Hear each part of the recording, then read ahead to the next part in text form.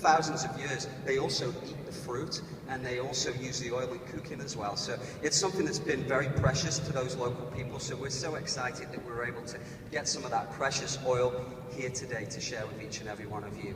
What also is important is the fact that we can give back. You heard what John Paul shared with you. That's something that I love about Paul Mitchell, is the fact that we always want to give back to whether it's this community or another community. So every time marula oil is harvested, somebody is benefiting from it. So thank you, John Paul, for allowing us to be that company that cares. So one thing that's really, really important to know is not all oil is created equally.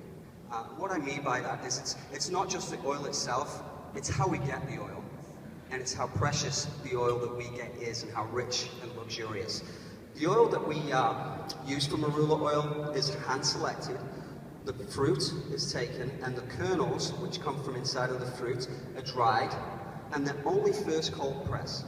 So what first cold press means is when that nut is pressed for the first time, the oil that comes out, that first oil, that's the oil that's very, very rich. And as John Paul shared with you, it has 50% more protective antioxidants than even argan oil.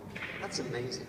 Also has a very, very high level of oleic acids. And you can Google marula oil as a rare material, and on Wikipedia you'll see the levels are off the charts. And because we're only using that first cold press, it's the very most precious part of the oil, we've got something special inside of all these bottles.